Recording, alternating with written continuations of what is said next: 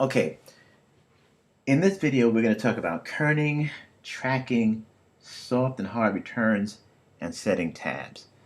So let's get started with the tracking. All right, now tracking is basically a value that takes place between the characters, and mainly it's something that is used for aesthetics.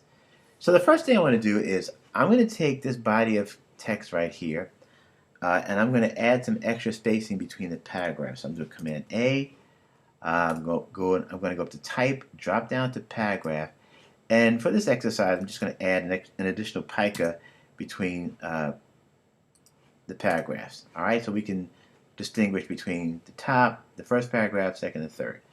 All right, now another thing that I'm going to do is I'm going to select the first paragraph, and I'm going to change the font. I'm going to change that to Your Style. Let's see, Your Style, and I'm going to change it to Your Style Condensed.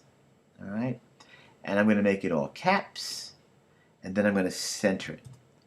All right, now the tracking takes place where right now your eye is not really drawn to it, but I'm going to do something with it so that we can bring our eyes to it and give it a little pizzazz, if you will. So I highlight that, and if you notice up in the control panel, you see where it has this little VA with the arrow going left and right. You'll see it there in the control panel. You will also see it if you go up to let me see, I believe it's type. Let me just see something here. If you go up to, let's see character. I mean, I said type, character. All right, yes, you'll see it right here. We had the VA right there.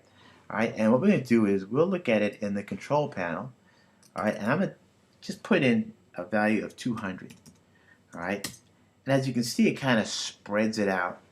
All right, and it just makes it a little more aesthetically pleasing to the eye. Now, mind you, you can't do this in the whole body of text because it's just gonna look weird. All right, and it's at 12 point. Maybe I make it 14 point. All right, and that's pretty much how you can handle tracking. And tracking, as I said, is something that you really want to do. You can either make it less or you can make it more, but it's the spacing between the characters that actually it impacts the entire line. Let's talk about kerning. All right, kerning it's also the spacing between characters, but it's something that we do almost like case by case or a character by character basis.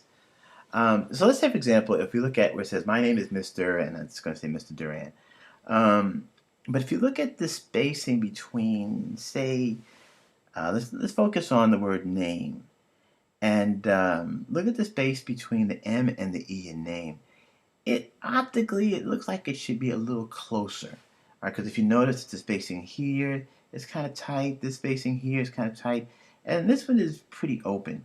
So what we're going to do is we put our cursor between the two letters, and then where you see where up here it says kerning in thousandths of an EM, if we type in, let's say for example, minus 50,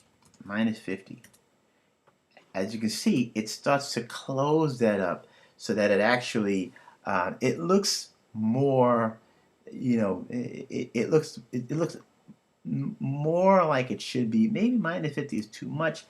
Maybe instead of that, we make it minus 30. Right. So kerning is one of those things that you do optically. It's not something that that you would do primarily with large bodies of text because that's not necessary. But it's when you're dealing with headline copy, you want to get in there, and the term we like to use is massage the type a little bit. I just put the cursor between the M and the R here, and again I'm going to give it that minus 30 value. All right, just to pull that in a little bit more so that it has more balance. All right, so that's basically what kerning is all about. And you can play with it and see how best that works for you.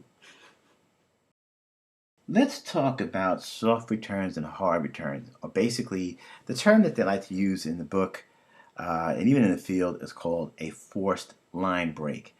All right, but we call it soft returns and hard returns. Now, if you notice, I have my show hidden characters on, and you can see I have basically three paragraphs here. The first paragraph being this title right here.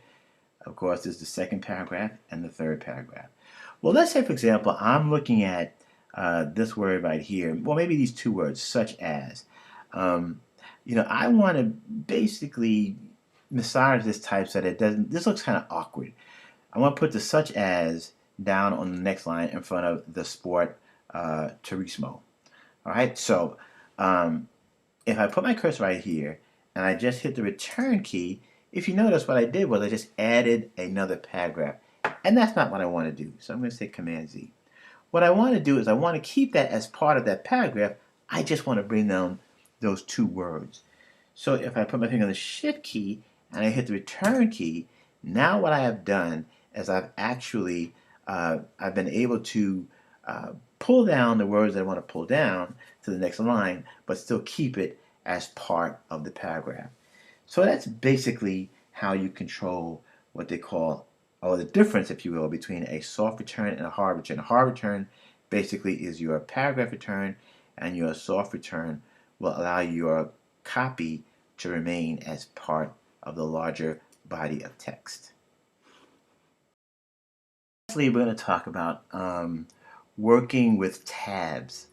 All right, now what I'm going to do right now is I have two bodies of text right here. All right, and typically what people do is whenever they in a scenario like this, what people do is they put in dots. They actually put in dots to actually create leader dots. But the problem with that is it only works if the item underneath it has the exact same character count, so that everything will fall in line. But let's say, for example, if I took a brief description, of, and I took out the word dish, all right, if you notice, well, everything shifts to the side. And now, that's not the way you want to do this, because now you got to try to figure out, all right, well, let me see, I need to add maybe a few more. And that's not the way to do it. That's just not the way to go. So adding dots in this manner is really not the best way to do this. Now what I'm going to do right now is I'm going to show a hidden character so you can take a look and see what we have. And if you notice down here in the second paragraph, between the word dish and the numbers is a tab. All right? That's actually created with the tab key. So this right here, the arrows. All right, so now the reason why that's your better option is because no matter how much text you have here, once you set up your tabs properly, it's always going to align. So here's how we would do this. We'll start off, we're going to do a Command A, so we select the whole body of text. Then we're going to go up to Type, and then, let's see, we're going to drop down to where it says Tabs. All right, at this point now, you're going to get this bar that sits right on top of the, text frame, and you're going to see you have these different, but they're called tab stops. All right, you have the left tab stop, the center, the right, and this is called the decimal. This is a tab 1, but we'll talk about that at another time. So basically, let's say for example, if I wanted to do this, I would probably want to have, for this exercise, I'll use the tab where it is the right justified tab. So I click on this, and I'm going to pull it out to roughly where the text above it is sitting. I drop it there, and as you can see, it moves everything out to that point.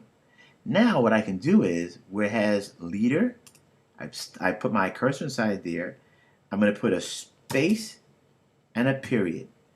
Okay, and then I'll take a look at that. And as you can see now, I've added these leader dots that goes between the numbers and the description. Well, why is that better? Well, it's simple. The reason why it's better, I'm going to get this out the way, is because let's say I take out that word dish. Notice, it doesn't affect the alignment. I can add more copy. All right, more copy. Doesn't affect the alignment. And then also, if I decided I wanted to change the width, maybe make it narrower, I could do a Command A, bring back my tab, that little tab rule. I can pull it in. Oops, I brought it in too much. I can pull it in on that little slider right there. And as you can see, I can adjust the values any way I want. So working with tabs, and this is just one way, but working with tabs are very, very important as opposed to manually doing something like this. You have very little control over it, and it's just not expedient. So this is the best way to handle your tabs.